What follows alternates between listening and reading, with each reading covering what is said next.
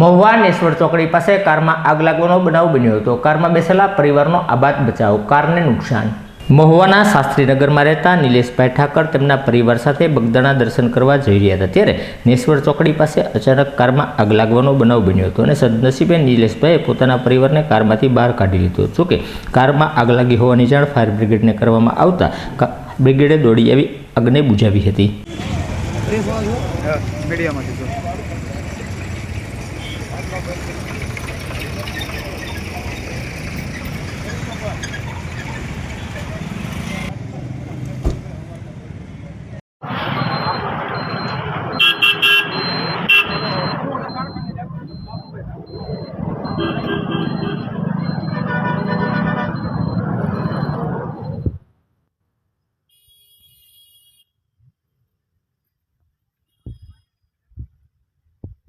દેવામાં કારણે બેઠા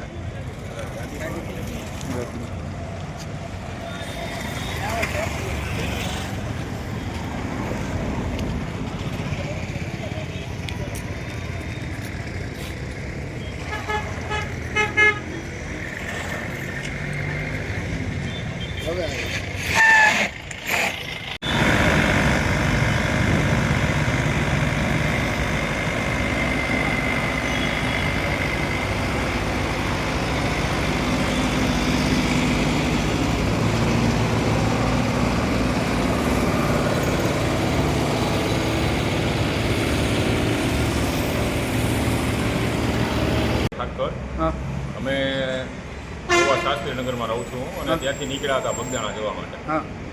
તો લગભગ રેલવે સ્ટેશન પહોંચ્યા ગાડીમાંથી ધુવાળા ચાલુ થઈ ગયા બોનેટમાંથી નીકળવાના અને બધું ડાયરેક્ટ થઈ ગયું વાયરિંગ, બરાબર, લાઇટ ઓન બધું।